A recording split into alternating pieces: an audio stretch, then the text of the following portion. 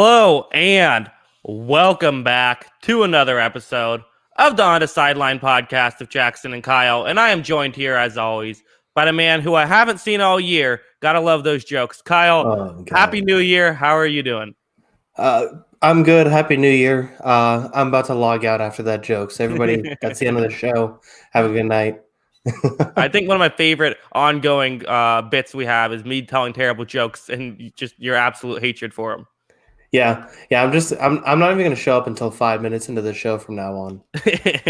Yeah, exactly. All right. Well, speaking of not showing up, how about those New England Patriots on Monday Night Football? It felt like so long. We always start to show off Monday Night Football. Also, incredible transition by me. You can see why I've become so successful here on YouTube. Oh, jeez. Kyle, you're the Patriots fan. Sean McDermott, first Bills head coach since once the Belichick Brady era started. He's the first Bills head coach not just to beat the Patriots twice in one season, beat the Patriots twice. Period. The dynasty has fallen.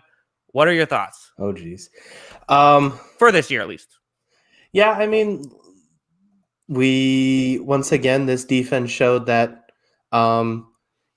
it has some good pieces, but at the same time, you're just going to get torched when you're not good enough and Stephon Gilmore's not out there. Him not being there really hurt this team because Stephon Diggs was able to do pretty much whatever he wanted. And Brian Dabble was just having, a field day out there. He was just picking apart this defense. We're about to hit the awkward part where Bill Belichick is going to fire his son, it seems like.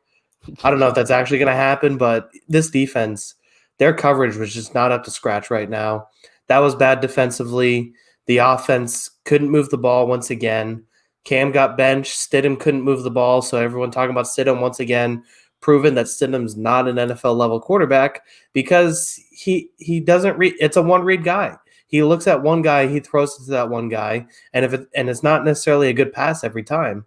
So it just seems like Stidham's not going to be a guy along with Cam, and season's over. Although we still have one game left somehow, but been a rough year for Patriots fans. Well, you have a game left because there's 16 games in a season. That's how. Yeah, that's true. You're right.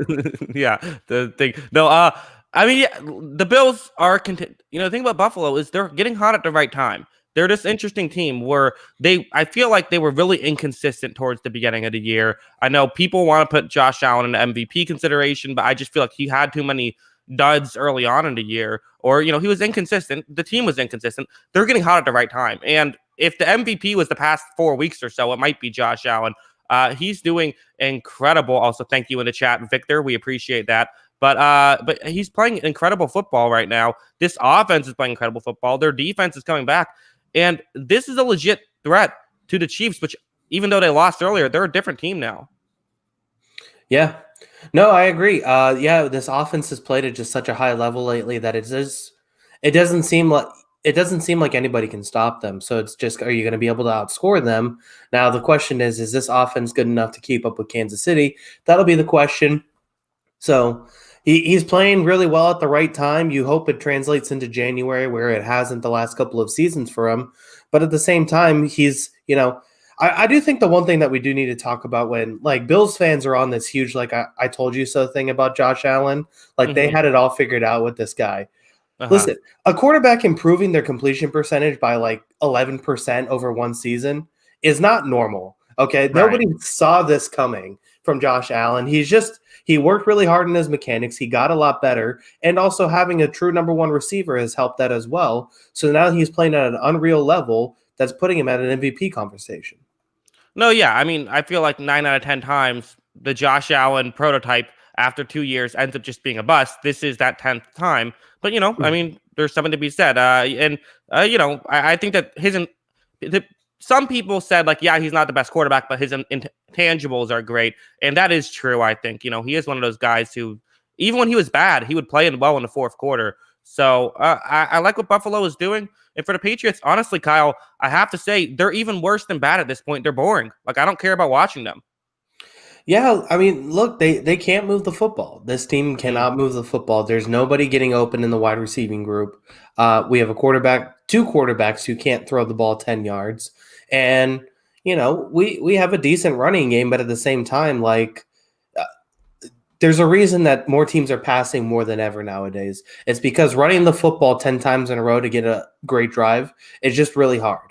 And it's just never going to work in the NFL today. And yeah, this offense is really boring. It was tough to watch that game. And by the second half, you want to turn it off because they can't move it. They can't do anything. Yeah, yeah. Interesting. We'll talk about them more, I think, when we get to their game. But yeah, that's the Monday night game. Let's talk about this week, 6-17.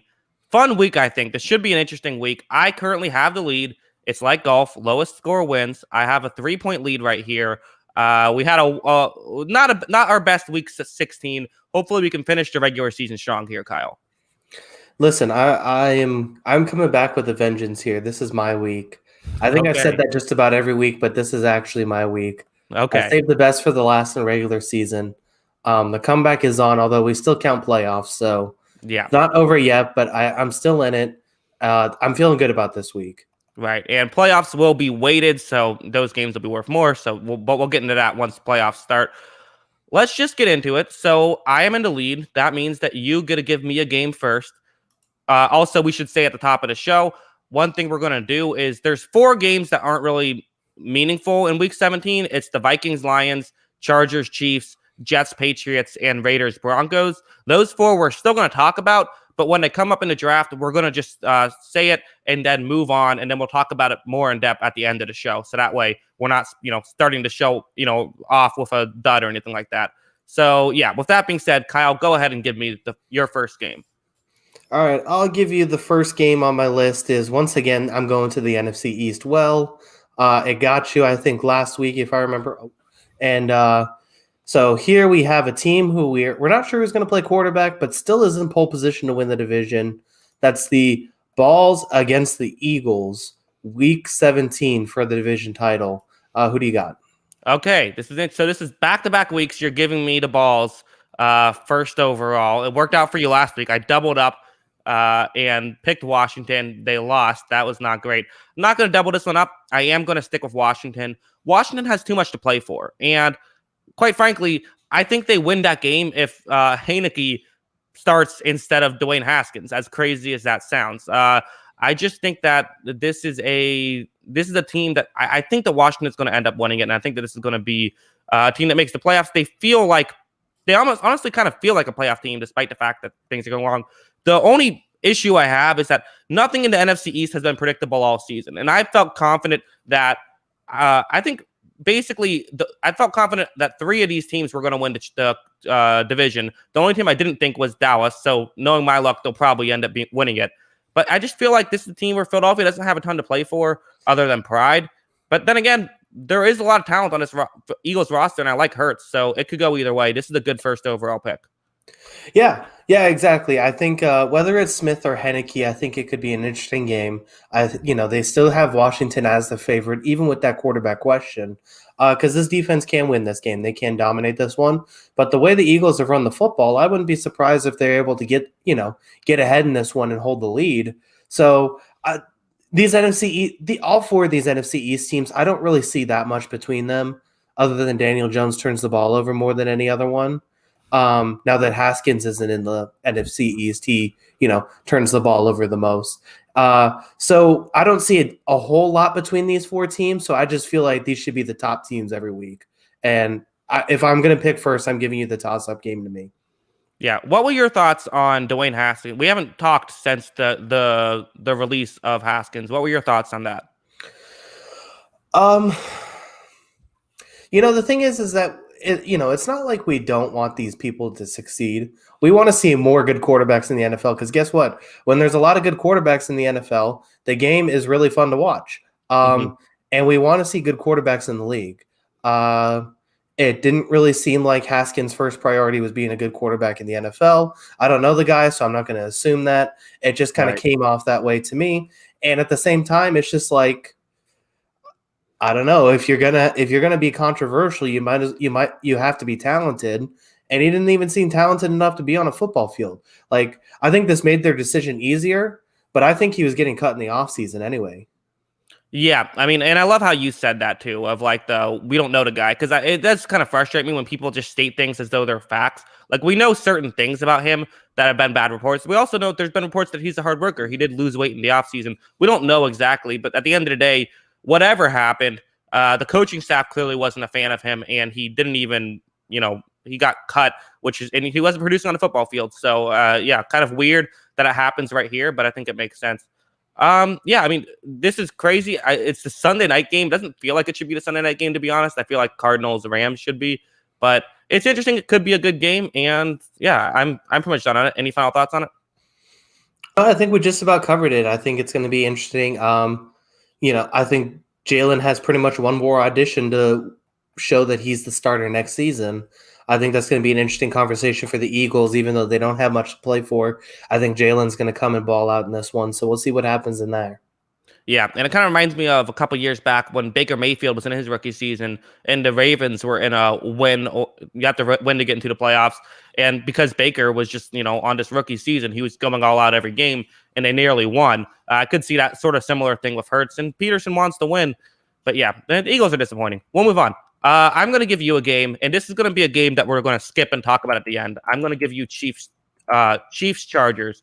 That's the one I want you to pick, but we'll talk about that later. So now you give me another game. Okay. So do I make the pick first or? Let's just do it at the end.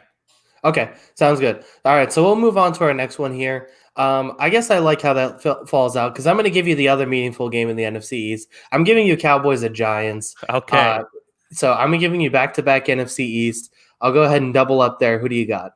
Yeah, good move by you. Just giving me all of the NFC East games you possibly can. For the most part, there's still one, but that one maybe not quite as. I think that, or no, there isn't one. What am I talking about? This is another tough one. This was next on my list. I do not like this. I'm gonna go with the Giants. The Cowboys they've been so inconsistent. Their defense has played a little better, and their offense at times can be ferocious. I just don't know if the receivers are going to win the battle in the secondary the way they did in this game. And I think that Fletcher Cox getting knocked out in the Eagles game, I meant to talk about that in their segment. That was a huge blow, and they just didn't look the same. This Giants defense also is not 100% healthy, and it's not what it once. It's not played well. Last week, it did not play well against Baltimore, so I am concerned about that. This is another one I could see going either way, and I don't know. I mean, could we see Dallas in the playoffs? It's not that crazy at this point. After all this, if they win the division, yeah. I'm just going to crack up. I mean, look, they haven't exactly played the cream of the crop when it comes to competition in the last few weeks, but Dallas's offense has looked really good. They've been able to move the ball really well, and you mentioned that Giants defense not being 100% healthy. I think that they're going to be able to do it again and move the football on this one. And then the other side, the Giants have the worst offense in the NFC, and we've really seen it this last 3 weeks where this is almost it's really tough to watch this team try and move the football. It just doesn't have a lot of, even though I like a lot of the pieces on offense, I like Slayton, I like Ingram, I like some of these guys. It's a tough time for this team to move the ball. This offensive line has a tough time. I don't see them being able to move the ball. Even against a defense like the Cowboys, I think they're going to struggle. I think the Cowboys do win this one. Yeah, the Giants currently second worst in points per drive. The only team they're ahead of is the other New York team, the Jets. The offense is a real issue. And Dallas's defense has been inconsistent this year, to put it lightly. And that's the hope for Giants fans, is that they can just sort of bad can beat bad. And, as Moochie Studio brought up in the chat, James Bradbury is back. So that's definitely a huge difference on defense. But I think that the Giants defense should play fine. I just think the issue is, Daniel Jones, they've talked about him not being 100% healthy. And he's not great when he is 100% healthy. So him playing through an injury isn't great either. Who knows if he'll even play? There's just a lot of issues on this thing. And it's interesting because, the Cowboys, clearly their strength is offense, and that's what the Giants' strength is defense. And then neither team is particularly great on the other side of the ball. So it might come down to there is just maybe a couple players can have a big day. It could be a big difference. Yeah, I mean, my big thing is, even if the Giants are able to slow down this Cowboys offense, I still feel like they're going to be able to score enough. And I just don't know if the Giants will find a way to keep up. I just don't see it with this team right now. I think they have a lot of questions heading into the offseason on offense. This was a team like 3 or 4 weeks ago. We were like, oh, this looks like the best team in the NFC East because of the way their defense played. And their offense has essentially just not shown up for the last 3 weeks. I don't see how it's going to show up now. Yeah, and also, I mean, the first time these two teams played, it ended up being a 3-point game. That was the last time we saw Dak Prescott play, and Andy Dalton actually led a comeback victory in that game. So, kind of wow, that was 37-34. So Daniel Jones has had some success, although there was also a pick six in that game, so that inflates the stats a little bit. So that factors in. He had some success, and the hope is you can do it again, but also the Giants totally don't deserve to be a playoff team. They've lost 10 games already. They can end up winning. We talk about the Cowboys can make the playoffs. The Giants can make the playoffs at 6-10. Mm-hmm. Yeah, I mean, either way this happens, it's going to be hilarious. Because either A, the Cowboys after all this are going to somehow make the playoffs, and Mike McCarthy, everyone's going to flip on Mike McCarthy immediately and be like, oh, he overcame all of this and made the postseason. Or the other side is Jason Garrett's going to knock the Cowboys out of the playoffs. So either way, it's going to be hilarious. I just can't wait to see it. Yeah, or Washington wins. Or Washington wins, yes. Yeah. Which it's just insane that a team without a name will have it. So I guess there's that as well. That's also hilarious. Yes. All right. Let's stop talking about the NFC East. Good news. No more previews about the NFC East for the rest of the year. We have that going. We did it. We made it through it, everyone. Now it's time for me to give you a game. I'm going to give you two teams that play in the division of your favorite team but are not your favorite team. I am going to give you Dolphins at Bills. Who do you got? All right. I had this game 4th overall on my list. I am going to go with the Buffalo Bills. I just think that they're moving the ball too well right now. I know they're not playing for as much because, seeding at the end of the day doesn't mean a whole lot, I think, between the 2 and the 3 seed.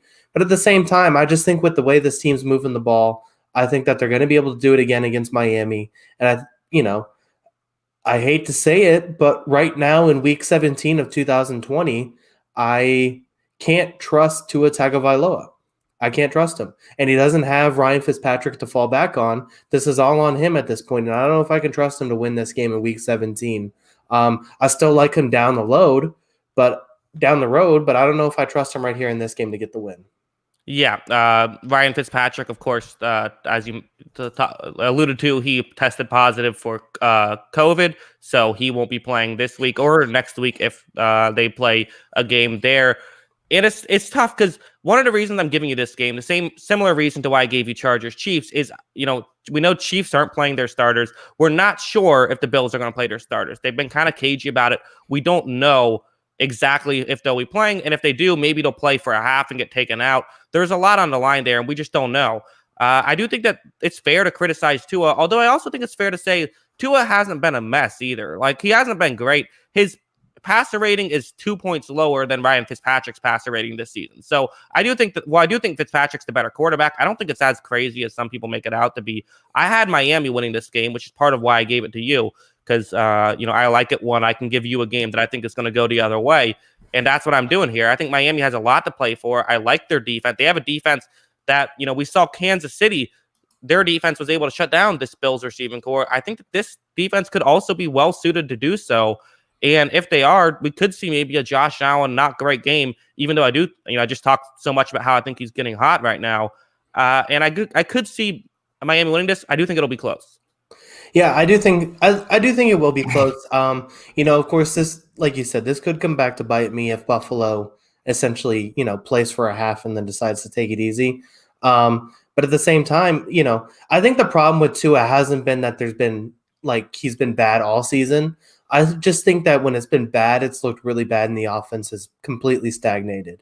He's had certainly good games. You point to that Cardinals game and say this guy looks awesome and he's going to be a great pro.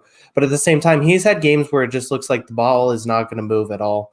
And, if this full secondary comes out and plays against him, I could also see him having a tough time moving the ball against this secondary, which I think would be a problem for Miami because they don't have great running backs. Yeah, and Tua has just had moments like where he just has not been effective at quarterback, where the offense has just completely stagnated. And he's kind of got the idea of like, well, he's someone who doesn't lose you games. Well, guess what? If you throw 94 yards in a game, that's losing you a game. It might not be the same way as throwing 3 interceptions is, but it still is.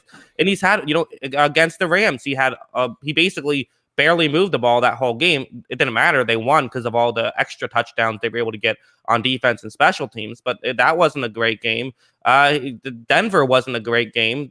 Fitzpatrick had to come in for that one. The Raiders game wasn't great. He had a long stretch in Kansas City, although he did turn it around in the fourth quarter. So it's interesting to see. Let me throw this out there for you. This is a theory I heard. I found it interesting. I'm not sure if I agree with it, but I find it interesting. The Dolphins have a 3rd overall pick as of right now from the Houston Texans. Is there any chance that if they don't like what they've seen from Tua this season, they pull a Josh Rosen and get someone else?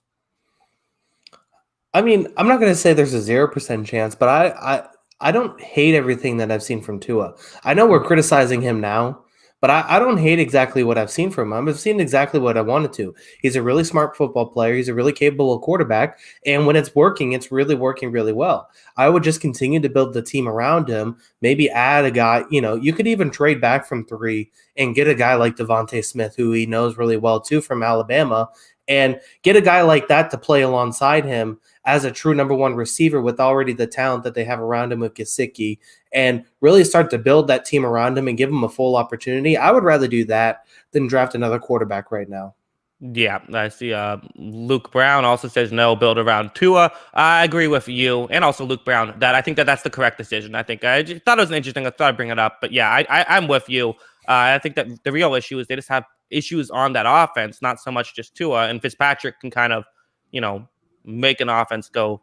But yeah, should be an awesome game, for Miami. They need this win, and as I can show, it's a big win. They don't need it, but they probably need it. I have, as I mentioned before, the great graphic, the universally loved graphic.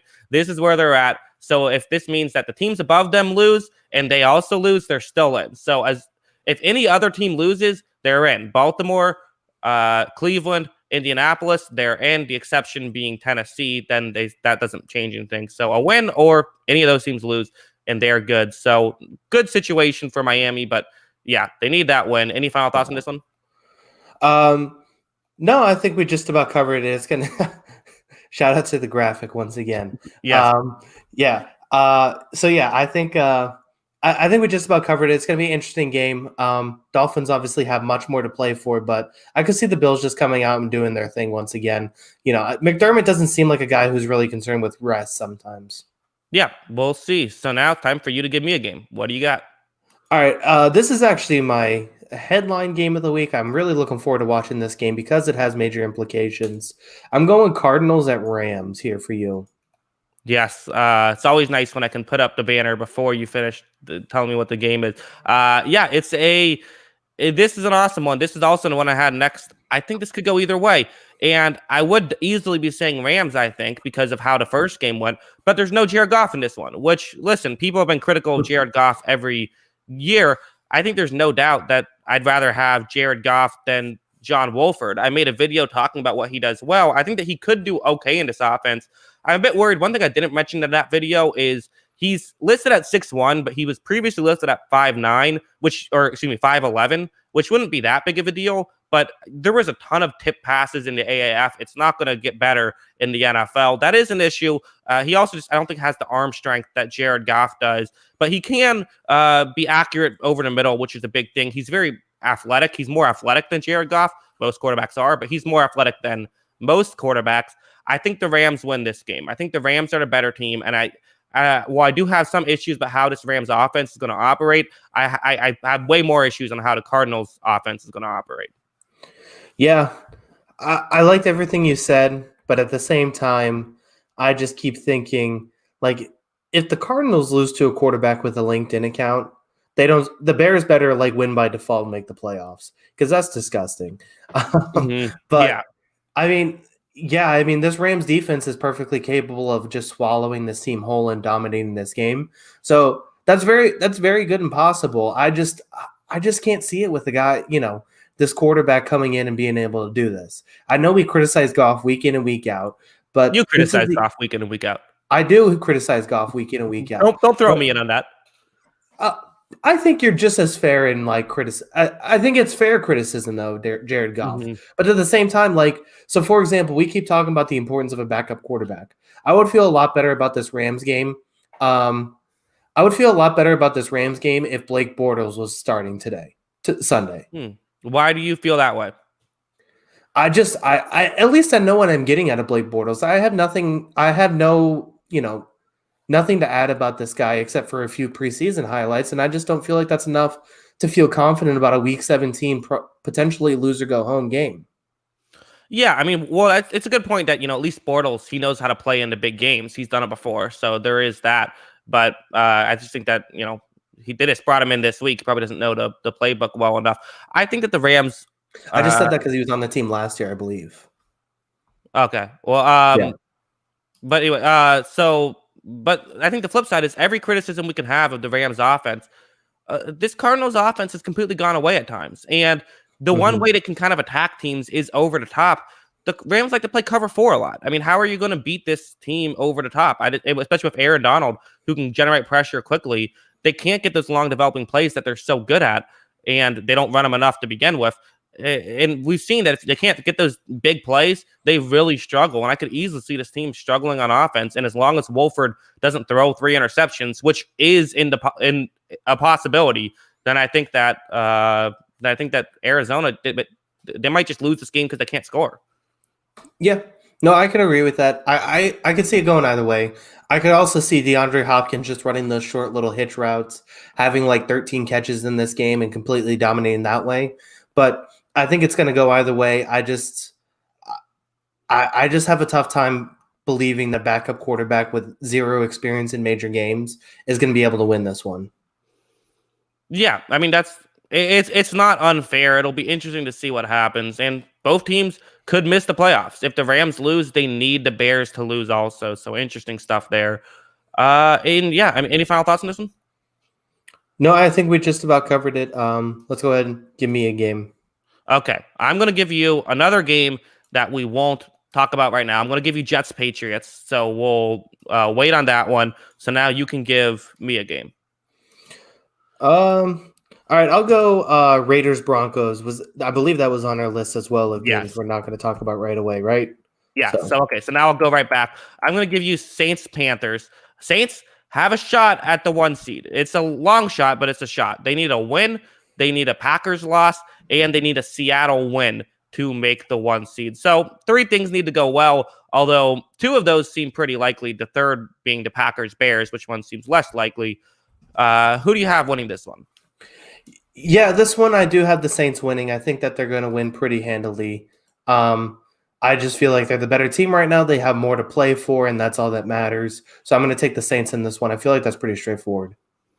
Yeah, I mean, this I think everyone's going to pick the Saints to win it. But it's interesting, right? Because you could definitely see the New Orleans is this kind of team where they really could use the 1 seed. And it does kind of seem like it's perfect. Saints have been kind of getting screwed a little bit these past few years, and for them to finally, for them to get a 2 seed, only for it to not count for a bye week, that is a very Saints thing to happen. But Packers playing a team that needs to win.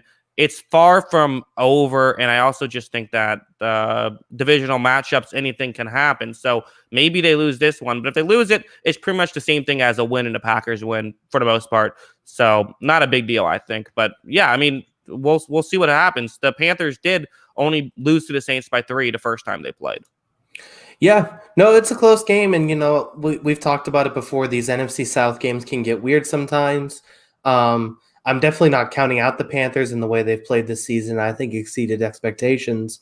But I just think, like I said, I think the Saints have way too much to play for right now. Even with Kamara not playing, I still think they're going to be able to find enough time, enough ability to move the football and get some points in this one, and also stop Carolina from moving the ball. I think their defense really shows up. Yeah, and can we talk about how incredible Sean Payton is? That what other offense will these major pieces go down and we'll be like, it's fine. Quarterback goes down, they'll be fine. Michael Thomas is hurt, they'll figure it out. Alvin Kamara, no matter what, we just trust this offense is going to keep on rolling. Yeah, No, I mean, I'm fully prepared for Taysom Hill to get 20 carries in this one and also get 3 touchdowns, but also fumble the ball 5 times. So, Yes. anything's possible. Justin Fields just got hurt, by the way, but Oh anything's no. possible in this one. But I do think that Peyton's someone that you can bet on just making it work. Okay. Well, now I can see why you kept glancing off to the side a little bit there to see what's going on. Yeah. No. Is Taysom Hill the Jameis Winston of quarterbacks who don't throw the ball very often? How is he Jameis Winston? He's great runner, but also fumbles a ton. He's the running version of Jameis. I Where guess that Jameis makes sense. is, Yeah, I yeah. could see it. Yeah, I'm with it now. Yeah, that makes sense. All right. So the people in the chat talking about the Justin Fields situation. We're talking about NFL. I know we did horrible job, horrible planning, doing this during the college playoffs. That's on us. But yeah, I think we can move on. I don't think this game is. There's too much to talk about here. We expect the Saints to win. You want to give me a game? Yeah, I'll go with the this is the last game that's seemingly big for both teams here, I think, in the week. Looking at the docket, we'll go Packers Bears. The other game for the 1 seed implications. Go ahead and pick that one. All right. Well, all season long, you've been screwing me over by giving me the Bears, and I keep giving it to them, keep falling in and keep falling short. It's been a horrible situation for me. I can't stop picking the Bears. I'm not doing that here. I'm picking the Packers. And in fact, to end the show with the last lock of the week, because we won't be doing it playoffs, I'm going to lock up the Green Bay Packers. I think 4.5 points is way too low. I think that the Green Bay Packers win this game. They blew out Chicago earlier. Chicago's beat up on some bad teams. I just think the Green Bay Packers are a much better team. They have more to play for. The David Bakhtiari injury is just like heartbreaking to lose one of maybe the best left tackle. I would say the best tackle in football to a freak injury in practice. That sucks. I still think they're a much better team, and Aaron Rodgers on a tear. You might want to get the dagger in on that MVP season. I think that Green Bay wins it. Yeah, no, I can totally see that. I also see with Bakhtiari going out, with the way this offensive line's played all season, I think has been terrific. With Bakhtiari going out, I could see Chicago's defensive line really having some success in this game and causing the Packers some problems. I would pick the Packers, but I guess I don't feel 100% comfortable about it.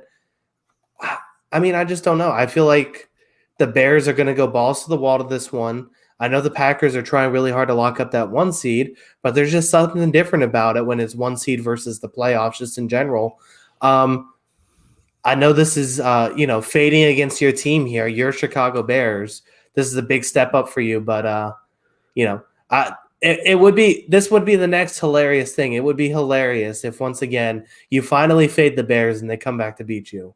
That would be very, very, I feel like, on brand with how some of these things have gone. And listen, I'm not saying the Bears don't have a chance, and I actually could see maybe this game end up being closer and the Bears covering. I wouldn't be shocked to see that, which is why I was a bit hesitant to doing it. Because doesn't this, again, sometimes you go with like your gut, and what your gut says makes no logical sense, but it seems like it happens way more than when you pick what makes logical sense. Doesn't this just feel like, how many times have we seen Aaron Rodgers break the hearts of Bears fans week 17? Like at least like 78 times. Like wouldn't this just be perfect? Like the Chicago has like a 10-point lead in the fourth quarter. Rodgers comes back with a 4th down play to take the lead and they win.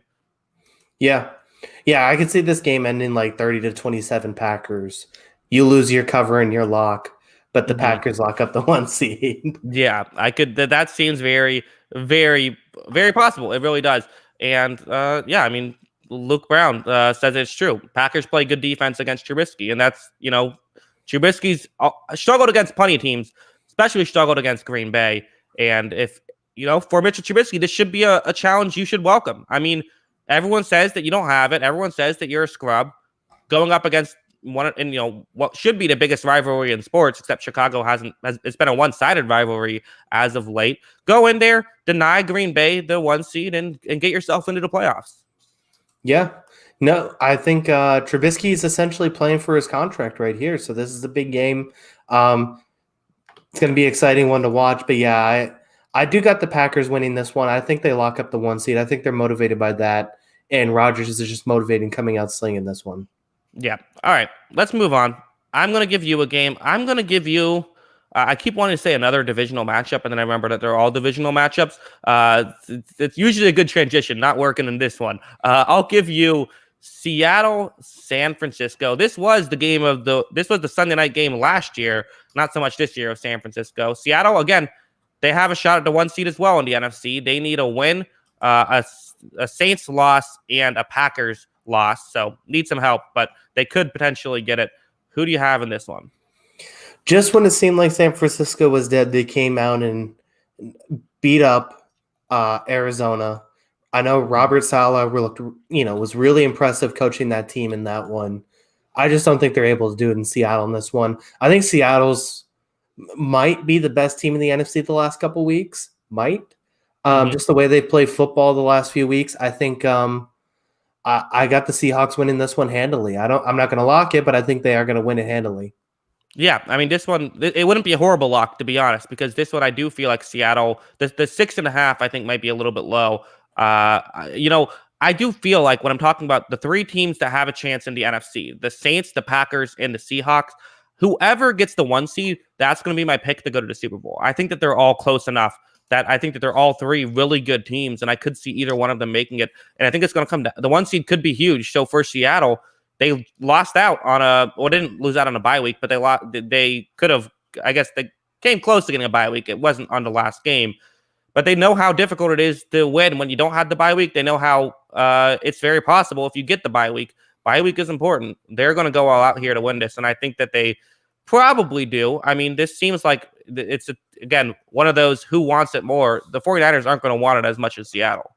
Yeah, their season's over, and as 49ers insider Mochi Studios saying here, they got a few guys out. Dre Greenlaw, Ayuk, and Trent Williams are all out.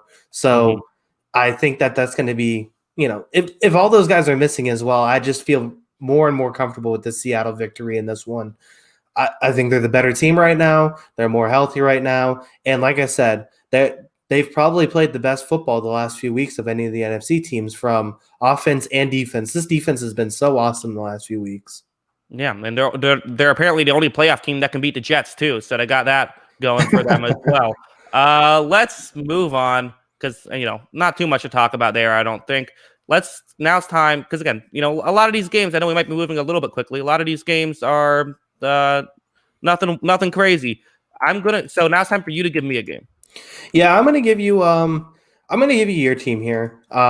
They were down 24-7 just a few weeks ago to this team, and came all the way back in one. And this offense has looked lights out essentially since the second half of that game. Falcons, Bucks, who do you got?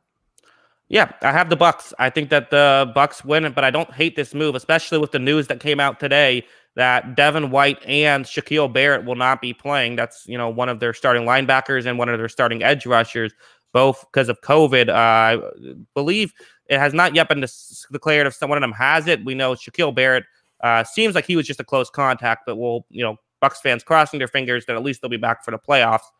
That's the concern, and Atlanta did come close the first time, so it's not out of the question. But again, I just feel like I know that who wants it more is usually a dumb argument. I think in week 17, when there's literally teams that don't care if they lose or not because it doesn't matter, that is a argument to make, I think. And I also think Tampa Bay is the better team. They figured out Atlanta in the second half of last game. It's hard to imagine they don't just come in there and still keep it going and do a really good job and, do what they did last time in the second half. And they're red hot right now. Yeah. This offense, you mentioned some of the guys on defense being out, but at the same time, this offense, if it continues to play this well, I don't see any team. I don't see the Falcons stopping them. I think they're going to feel good about this one. I think they want that 5 seed to be able to play that NFC East team, whoever it is of those 3 teams. I think they're going to come out. I think the offense is going to look much more crisp in this one. I think they've started to figure some things out on that side of the ball, and I think they're going to come out and win this one pretty handily. The Buccaneers are second in the NFC in point differential. That's pretty crazy, especially considering they lost the game 38-3, right? So yeah, be able to do that despite that, it's pretty. They've had some blowouts. I mean, the Lions game last week, I'm sure helps with that a ton.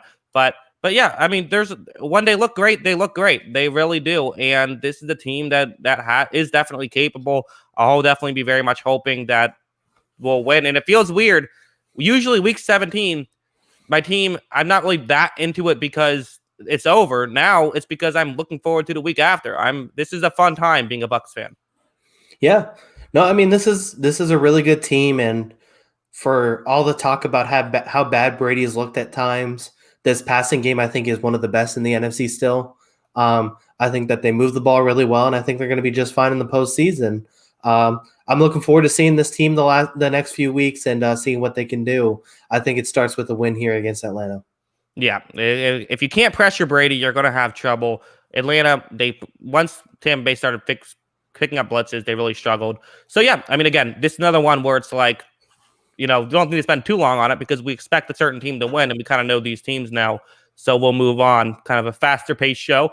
But I did want to ask you one thing. Oh, okay. I was reading someone's postseason ballot with a week to go, which made no sense to me. But anyways, Okay. I think it was Bill Barnwell on ESPN.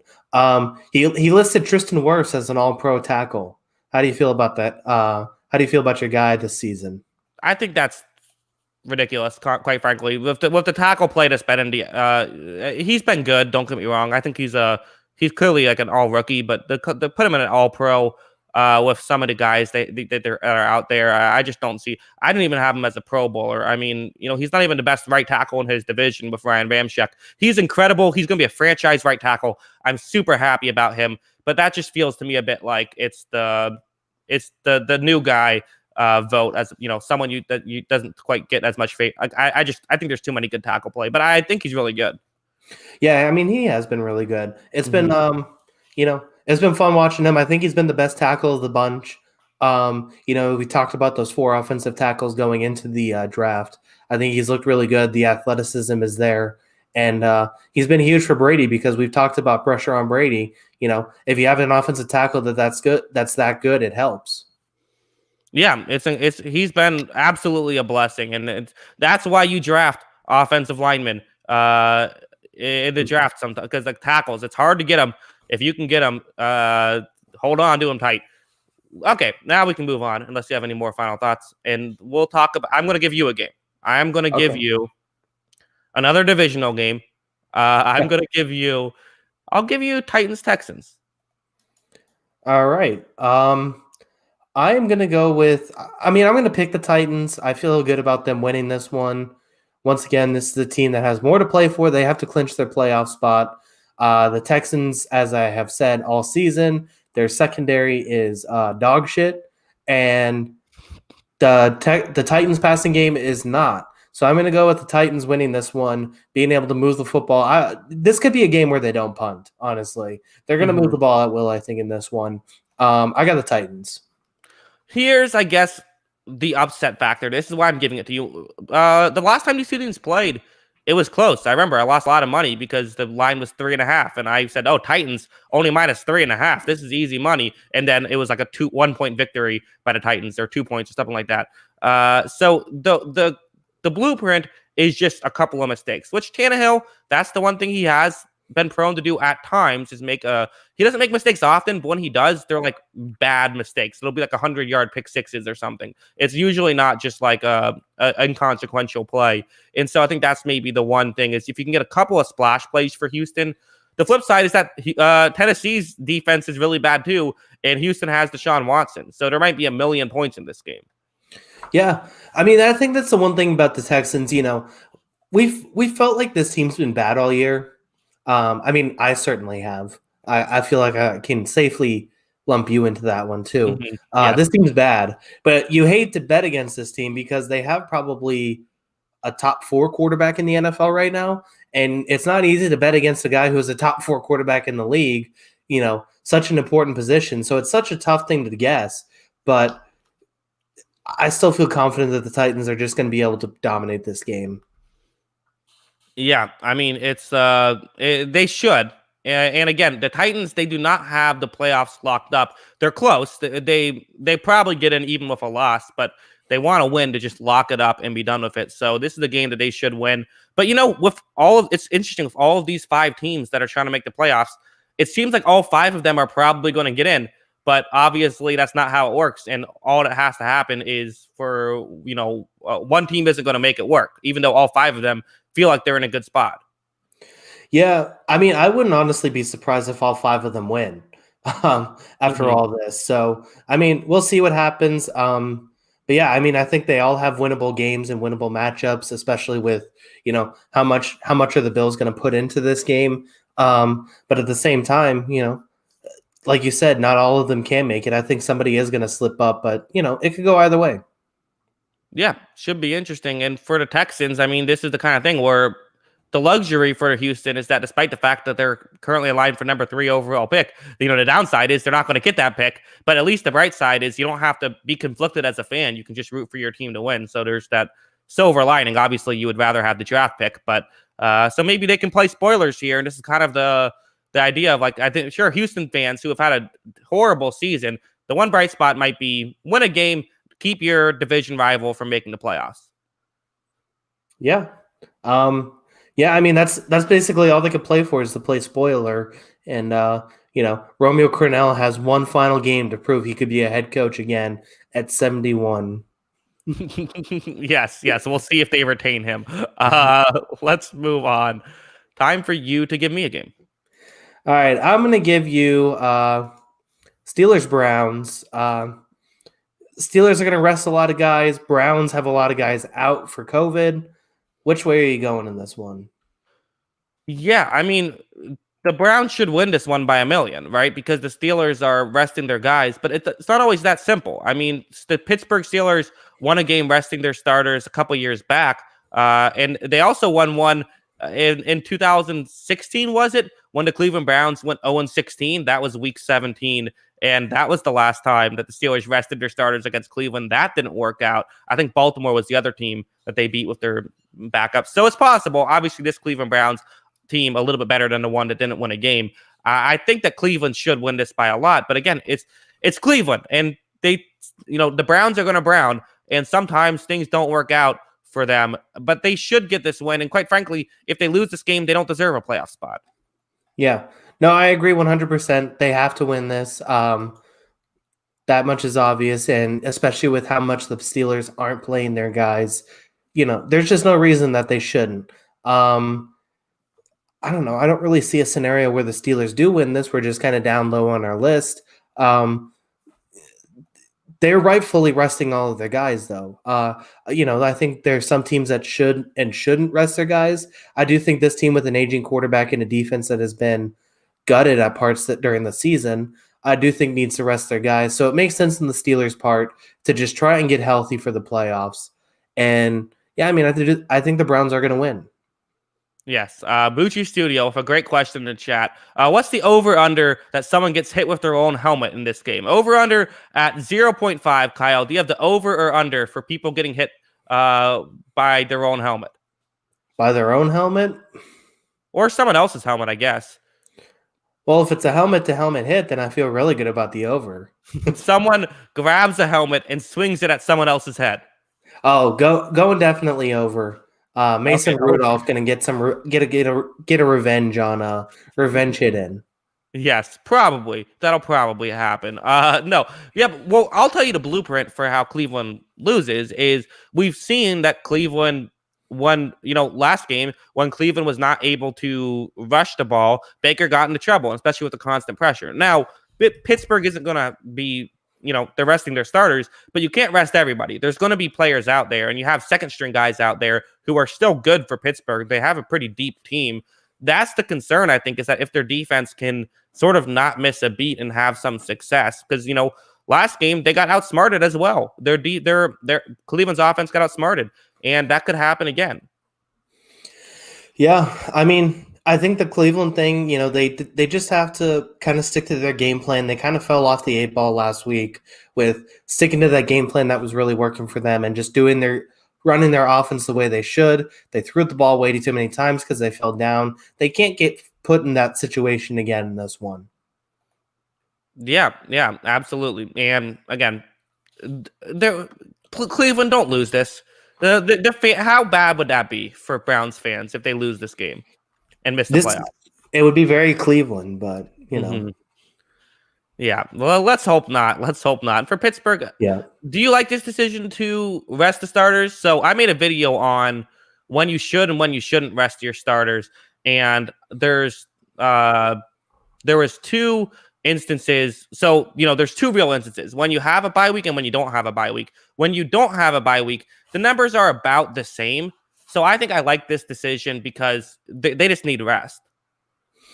Yeah. No, I do like this decision because I feel like that I think their quarterback needs rest. I think Roethlisberger really needs rest. I think he needs a week off to kind of recuperate. And like just hypothetically, this defense can't take that many injuries, right, and still be really good. Like if TJ Watt goes down, what do you do at that point? You need to make sure these guys are on the field when it matters most. You've lost too many guys on the defense, so I'm okay with resting the defensive stars. And you have an aging quarterback who's kind of tailed off the end of the season. I think you need to make sure he gets the rest he needs. Yeah, we'll talk about it. Now, this also talks about how big that last week was, gives you the option to rest starters if you want to. All right, let's move on now. We got two games before we talk about the bottom four, but I believe Vikings-Lions has not been picked, correct? Correct. Okay, well, I'm going to give you that one because the other two games are Ravens-Bengals and Jaguars-Colts. So I'll give you Vikings-Lions. All right, and I'll give you Ravens-Bengals. Ravens are going to win, but go ahead and make your pick.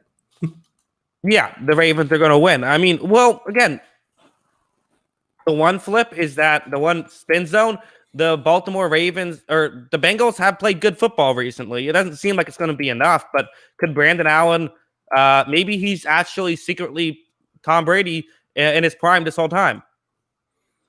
Maybe. Yeah, maybe. probably. My bold prediction for this week is Brandon Allen's not going to throw for 370 yards again. Okay, well, bold.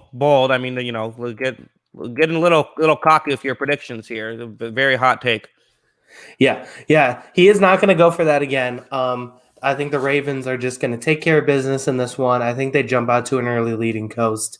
I see them winning this one pretty handily. I don't see any situation where the Bengals win this one with the Ravens playing for a playoff spot. 0% chance. 0% chance. I'll say 1% chance. Okay, you can have 1%. Okay, so if they win, oh man, the celebration I'm going to have. Actually, not really, because then Baltimore wouldn't make the playoffs, and I want them to make the playoffs because they're electric and they're as hot as any team in the league as well. I really do feel like Baltimore can beat anybody. I really do think that. Yeah. No, I mean, I do think that this team getting into the playoffs becomes I think it becomes a Super Bowl contender. I still think they're there. This defense has the talent. This offense has figured things out. I think this team is a Super Bowl contender. So I need to see your graphic one more time. So if they win, okay. Oh, thank God. Do they need teams in front of them to lose? No. So if they just need to win. Yeah. If they win, they're in. If they win, Justin but Fields, Cleveland lose. What? Sorry. Okay. Kyle's, I think, talking to the TV in the middle of a podcast. If Cleveland or I forgot enough. Cleveland or Indianapolis loses, then they're automatically in as well. So they're looking good, but still, as great as I feel about this team, I feel like a top 8 team in the league could get knocked out this week, which is definitely crazy to think. Let's talk about the other team now. So, if I remember this correctly, you gave me Baltimore. Yeah, you gave me Baltimore. Yes, so this is me. Right, I wrote it down. I wrote the wrong thing in my notes. That's why. So now I'm going to give you Jaguars Colts. That's the last game. That's the only. I would never give it to you otherwise. But the one thing is, the Jaguars did beat the Colts earlier this season. Can lightning strike twice? No. Okay. Gardner Minshew is not going to start week 17. The Jacksonville Jaguars have nothing to play for. And it's I'm curious, basically. I think the Colts are going to win this one easily. That's obvious. The only question I have about the Jaguars is what do they do with Gardner Minshew? Because I'm actually pretty interested in that and where he goes next year. Yeah. Let's talk about. I'm going to change the banner so that way I can bring up the graphic again, mostly because I want to. This is the graphic. They're last. So they need a win. They need to win, and they need help. They need one of those other 4 teams to lose, which is going to be, it's no guarantee. It really isn't. And that's the issue right now. Again, that's why that loss was so huge for Pittsburgh. I think they probably win this game. The Jaguars, in a weird sort of way, they can just sort of freely win and just freely try and win. This has not been a great team. I do think they've been I think they've been tanking, which, there's logic behind. I think that the Colts probably win this game, but I do feel like there is that outside. There's some sort of scenario you can picture in your head of just everything going wrong. The one thing about this Colts team that's frustrated me is, as much as I like Frank Reich and I've appreciated Rivers this season, this offense at times is another one that just disappears. I mean, it completely disappeared at the end of that Pittsburgh game. You can't really blame the defense for that loss. That was an offense loss. And forget about the turnovers, because, there was a strip sack, and then the interception was after they had already blown the lead. It was just them not being able to score drive after drive, 3 and outs. That can't happen. And I know that there was injuries, but still. Yeah, no, they definitely have stagnated at times. This team, I don't know. I can't explain it either, because there are good players on this team. It just kind of just stops. It just stops moving and relies on its defense to win a lot of football games. And while the defense is good enough to do it sometimes, you need your offense to show up still. I just don't see it happening with Jacksonville. I could see the Colts still missing the playoffs, but they have no one to blame but themselves for blowing that game, other opportunities they had to win football games that they've blown. And, you just can't keep doing that and hurting yourself and make the playoffs. So even if they do win this game, they're still going to be watching tentatively to see if they can make it in, which just stinks, because, I've really liked this team this year. I really liked watching this team at times during the season and the way this defense plays. Yeah, and I love how it's coached. So I'm going to bring up the graphic again. Yes, I'm going to keep doing this. So these are the 5 teams: Indianapolis, Cleveland, Baltimore, Miami, and Tennessee. Which one of those 5 teams do you feel like you could live without? If you have to pick one, if you got to choose, which one could miss the playoffs? Obviously, all 5 of them are interesting, and we'd like for all 5 of them to make the playoffs. It's not how it works. Which one would you take out? Honestly, I'm going to sound like a hater, but I could live without Miami. I could live without seeing Miami in the postseason. I think they're a good team. I think they're another defense that's really fun. They get a ton of turnovers, but I do feel like they're the worst of the group, and I'd be okay with missing them. So I guess if I had to pick a team to not make the playoffs, I'd pick Miami.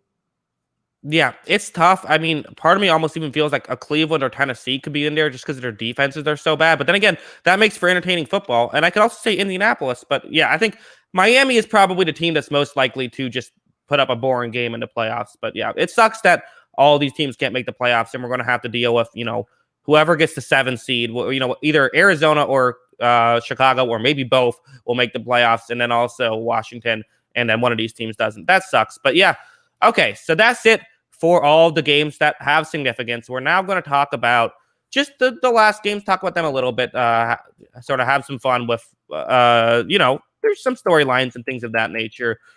The first one, I gave you Chargers Chiefs. That line is correct. I did not write a typo there. The Chargers are favored in this one because Kansas City is resting their starters. That's why I gave it to you, because it's such a wild card. Who knows what's going to happen? So, can the Chargers beat the Chiefs backups? I don't know. Who do you got? Yeah, I got the Chargers in this one. I think they're going to be able to move the ball. I think Anthony Lynn, whether it saves him or not, is kind of coaching for his job, and he's going to act like that. I do think they win this game. This is my yearly reminder that Chad Henne's still in the league.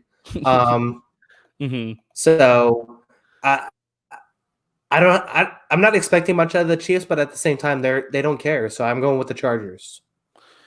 Yeah, I mean, I do think that one thing, the Chiefs coaching staff isn't taking a day off either, so they still are going to win the coaching matchup with Eric Bieniemy and Andy Reid. I do feel like, I remember with Matt Moore, they were able to have a lot of success. So again, you can't rest everybody. I could see this going either way. It's just a wild card, so that's why I have it. Can we talk about the Chiefs now resting their starters? So in that same video, I didn't mention this part. I also checked the 1 seed. I want to talk about how dramatic this difference is. So in the 1 seed, I looked at the past 9 years. So that's 18 1 seeds. 11 of them decided to just completely play their starters out the whole game in week 17, whether they had to or didn't. Out of that 11, I was 8 of them made the Super Bowl and 3 of them won the Super Bowl. So that's, you know, very good odds if you do that, which, you know, you're a 1 seed. You expect to have good odds. There were 4 teams that didn't play their starters at all. For no point of the game, their starters played. Guess how many wins those 4 teams had in the playoffs? You know, so the max would be 12, lowest would be 0. How many wins did they have in the playoffs? Oh, man. 6. They had 1. Wow. 3 of them went one and done. The other one was the Saints, where there was that Alshon Jeffrey dropped pass that could have won them the game. Every other time, it was the Ravens who went one and done, the Cowboys who went one and done, and the 15-1 Packers. So the numbers say do not. There was also, I think what the correct decision is, play for a half. Play for a half and then bench your starters, because you're not getting that much wear and tear. 3 teams that did that all went to the Super Bowl. 2 of them won it. It's a small sample size, but yeah, I mean, there clearly is something there of spending multiple weeks without playing football. It's hard to get back into the thick of things. And all of those teams started off slow. The Saints in that win, they were down 14-0 early on. I mean, those teams, they started off slow. And to me, it's clear to me that you need to be playing football to continue to be good at football. There is such a thing as football shape. And I think that I think the Chiefs are making a huge mistake not starting their starters in this game. Yeah, I mean, those numbers are alarming. That's certainly something that I think every NFL team should know and take into account. So I think it'll be interesting. I think it's going to be a closely contested game. I don't know. I mean, I understand both sides of the argument. It's really like I don't feel either way about it. It's really just kind of I feel like how each team approaches resting or starting their players, because if you're going to rest your starters, you know, you better practice much harder and be prepared to and ready to go once the games start up again. I understand the point. Now you're giving them essentially 2 bye weeks for no reason. So I don't have an opinion on it, I guess, either way, but I do think that, you know, I think I'm going to give the benefit of the doubt to the Chiefs, who have Patrick Mahomes. I know that 15-1 Packers team had Aaron Rodgers too, so that's a different argument. That's a tough argument to make. But at the same time, I think Patrick Mahomes is that good, so we'll see. Yeah, and I mean, that's the flip side is, well, sure, statistically that works, but, you know, analytics don't necessarily tell you what to do. They just give you a baseline for what to make your decisions off of. And if Mahomes gets hurt, this is a different team. But I still think you got to go with the numbers. And plus, you can't practice the way you used to practice. You know, it's not like they can go out and do padded practices for 4 days in a row. You can't do. There's limits now on what you can do, which is why I think, you know, that's why I only put my data back for so long, because 20 years ago, you could practice throughout the bye week, like, you know, and it could be more grueling doing that than playing a game. So that's why I feel like it's a different NFL. Yeah, no, I agree. I agree with everything you said. It's going to be interesting to see. Obviously, we'll have to evaluate that in a couple weeks as the Chiefs prepare for their first playoff game. You know, they made the decision not to play their guy, so we'll see how it affects them. Yeah. And you know where I stand now. I'm not a fan, but let's talk about. So the next one we'll talk about. Let's talk about your team, Jets, Patriots. First, who do you got? I guess I'll take the Patriots. I guess. I don't want to end the season losing to the Jets. I don't want to end the season losing to the Jets. I think they win this game. I think they get the job done running the football in this Jets team. Although this interior defensive line for the Jets has been really good, I think they figure out a way to do it and get enough yards. I think this is going to be an ugly game. I really don't want to watch this game. I do have the Patriots winning, though. It's always so. This is maybe a relatively new situation for you. The situation I'm very used to. What are you thinking you're going to do on Week 17? Are you going to watch the Patriots, or are you going to think you're going to check out some other games? I think this might be a side TV game. You know, I'll have my quad box up from NFL Sunday Ticket, and I'll have, you know, my 3 key games up that are big games. I might have it on that 4th screen, just kind of keeping an eye on it, keeping an eye on some of the young guys the Patriots have, how Jacoby Myers does, stuff like that. Right. Gotcha. Well, so I have a question for you. This is less about the game because I don't really care. That's why we put them at the end of the show. Which one of these teams is in a better position to rebuild, Jets or Patriots? Which team is further away? I I think the Jets are still further away. I think the Patriots still have more talent in their team. And I think that the Patriots have the best coach in football, where the Jets don't have a coach next season because Adam Gase is getting fired no matter the result of this game. So I'm giving the edge to the Patriots in that book because they have the best coach in football. I don't think they're actually that far from being good again. I think that they can actually make this rebuild pretty quickly. It just depends on how they use their cap space and use their money to fill out this roster and how they address the quarterback situation. I think that there's two options that they should have. I think that you should look into a cheap option in the free agent or trade market, or you should look into drafting a guy. I don't want to pay a ton of money for a guy like Jimmy Garoppolo, a guy like Carson Wentz. I don't want a ton of money strapped into an average quarterback. I would rather just have a cheaper quarterback and then build out the rest of the roster and figure it out from there. But isn't that what you did this season? You got the cheap quarterback and then filled it out from there, and then you have won 6 games here during week 16, 17. Yeah, but there were stretches where this wasn't looking like a complete disaster. I think you can find a good I don't think it's a disaster, but no. It was never looking like a championship team. My argument was trade for Gardner Minshew and just roll with it. I think that you can fill out the rest of this roster with around a guy like Gardner Minshew who is accurate and can throw the ball downfield. I think that the thing that Patriots have to do is draft better. It has nothing to do with necessarily the talent that's on the team currently. They have to draft skill position better. If they can get a guy like Kyle Pitts or Devontae Smith and it pans out, that's all they really need is they need some of these guys to start panning out that they draft. I don't think it's necessarily on Cam Newton or any of the quarterbacks. Yeah, I mean, I would probably say New England as well. Plus, I just trust. Here's why I find the situation interesting is that I think you can make the argument that if you got rid of all the front office guys, you say that okay, front office is all gone. Belichick, you're just the coach now. You put the same GM in both spots. I think you can make a really strong argument because the Jets have a bunch of draft capital, not just the number 2 overall pick. They have, from the Jamal Adams trade, they got a bunch of draft capital there. I think meanwhile, the Patriots, they need to figure out how to get a quarterback, but they have a ton of cap space. So I actually wouldn't hate the move for the Patriots to overpay for a good quarterback because if Matt Stafford is available, which I don't think he will be, that's kind of my own personal opinion. I think go out and get Matt Stafford and pay him a little extra money, or even like a Matt Ryan. I think your offensive line is good, and you need some stability at that position. Well, if we were gonna pay money for a quarterback, I would want a known commodity like that. Mm-hmm. I wouldn't want another one of these guys. It's like maybe he's battling an injury. I think Stafford or Ryan, if they're available, would be an option. I don't know how available they're going to be. The talks are back and forth with a lot of these guys. But I don't see Jimmy Garoppolo moving the needle at whatever his contract is. I can see it going either way. But I do think this team can be pretty good pretty quickly again. It just really kind of depends on which direction they decide to go in.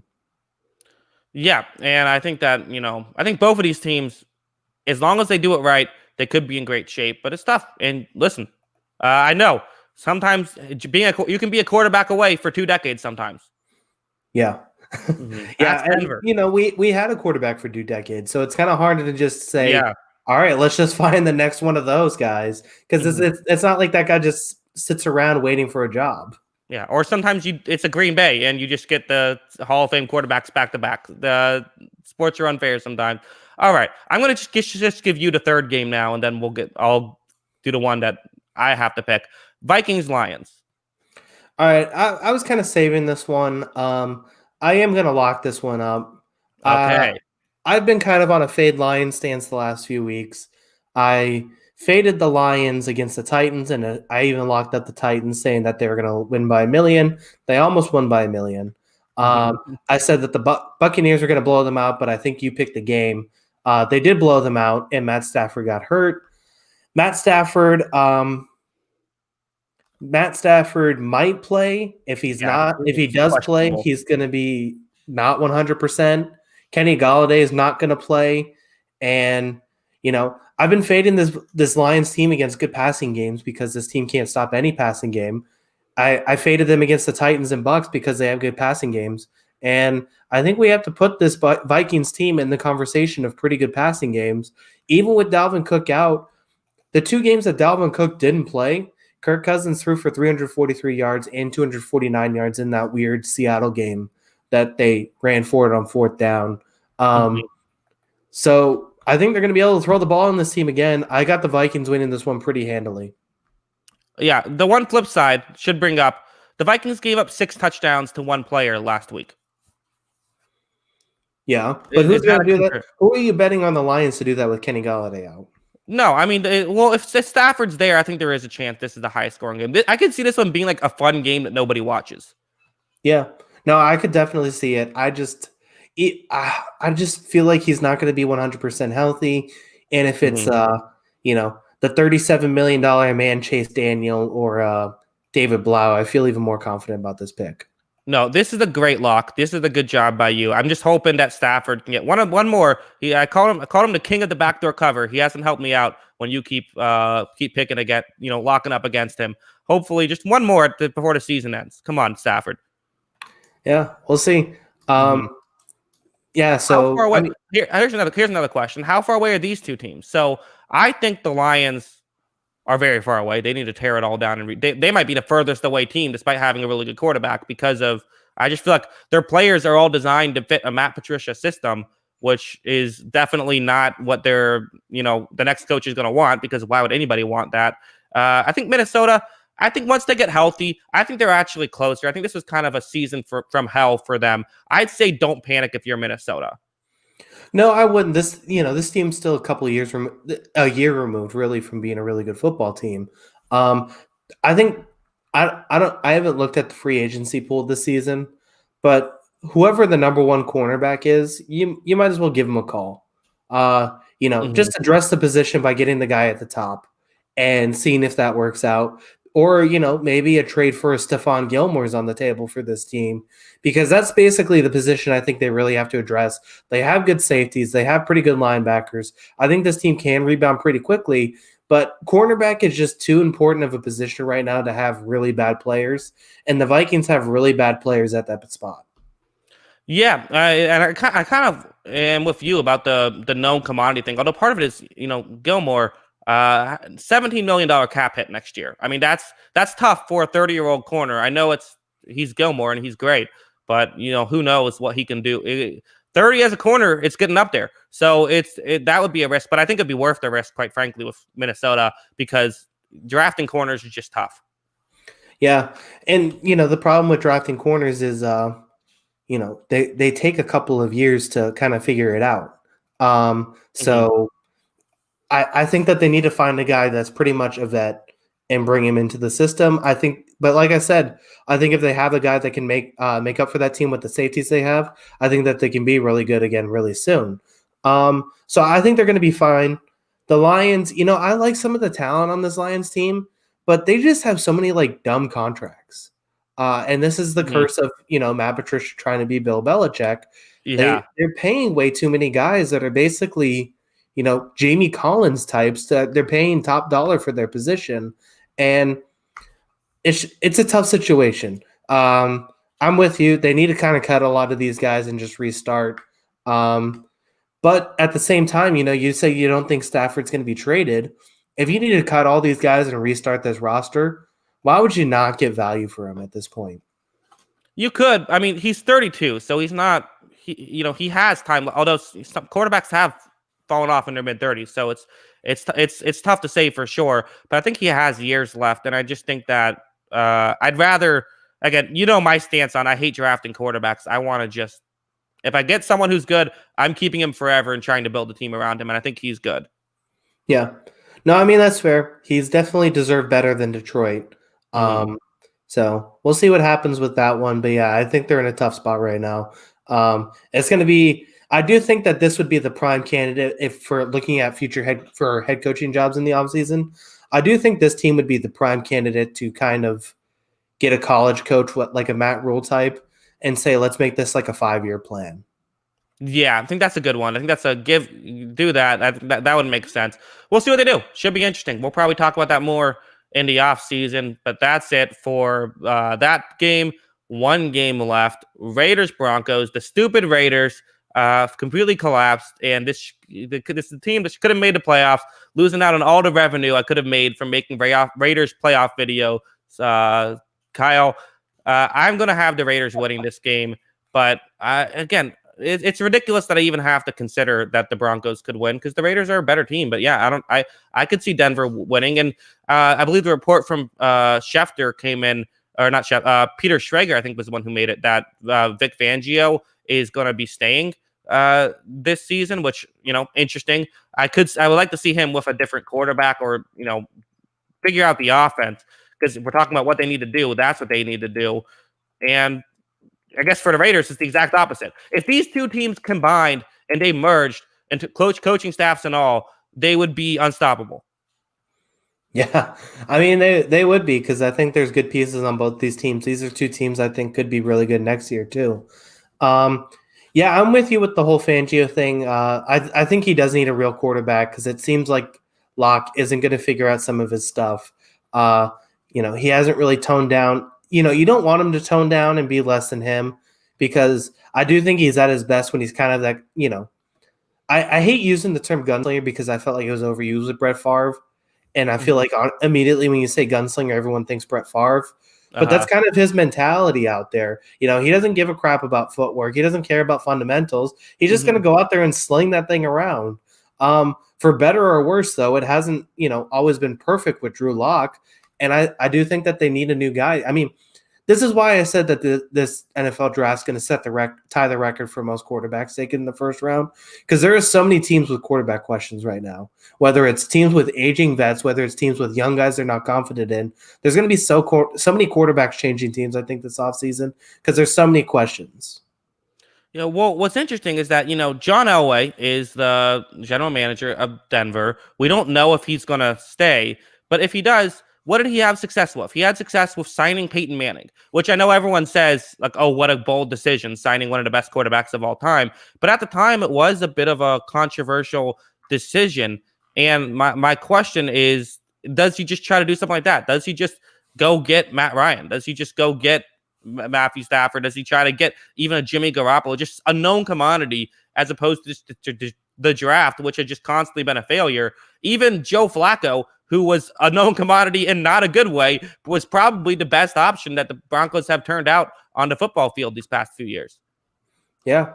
I mean, there's plenty of guys out there that I think if they wanted to go after somebody, they could. I don't know if Matt Ryan's tall enough for him, but we'd have to see. We'd have to pull out the measuring stick. Yeah. But all right. Who's the tallest quarterback in the draft? Maybe that's what I guess. Trevor Lawrence is tall. Maybe he'll try to draft Trevor Lawrence. Yeah, that's a simple solution. Yeah, Broncos should draft Trevor Lawrence at their pick. That's that's my pick.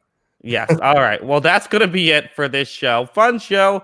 This is the last preview in this manner. We will be back for the playoffs, so those shows will probably be a bit shorter since less teams to talk about. But yeah, fun stuff. Thanks to everyone for joining us. Everyone, you can find our Twitter. That I don't think I put that in the description. I think I forgot, but that'll be in there eventually. The Twitter, the On the Sideline. What's the handle for the Twitter? Oh, now I got to look it up. You're putting me on the spot. Okay, sorry. You look it up. I'll continue talking. But yeah, this should be we'll be back Sunday midnight. It's midnight on the East Coast. So 11 Central, right? I've never lived anywhere other than the East Coast. 11 o'clock Central. I think it'd be 9 p.m. Pacific time for any of you guys from California, Washington, Oregon. If you're living in China, I think that's at noon. So just figure it out yourself, I guess. Yeah, I don't understand why Central time. There's 4 time zones. Central can't be one of those. That's not in the middle. I didn't make the rules, man. Okay, I thought you did. I thought that was your job. My job is to work out the time zones. Yeah. Unfortunately, no, it was not. But okay. Yeah, I mean, I'm not sure I understand it either. They can't just say, I guess they can't say east, more east, west, more west. Why not? That makes that more. Yeah. All right. Well, all right, Kyle. Well, hopefully your next 2 days before I see you again go better than this bowl game is going for Clemson. That's true. And, I finally have the channel. Make sure to follow us at On the Sideline JK on Twitter. That's at On the Sideline JK on Twitter. Yes. How nice of you to put my initials in as the thing. Very, very good. Just thinking of you, man. Yes. Jackson and Kyle, I believe, is what that stands for. All right, everyone. Thanks for hanging out. We appreciate it. Thanks to everyone who watched after the fact, which is understandable given my terrible decision to schedule this during the bowl game. That on me. But I hope you guys enjoyed it. And of course, as always, thanks for watching. Peace.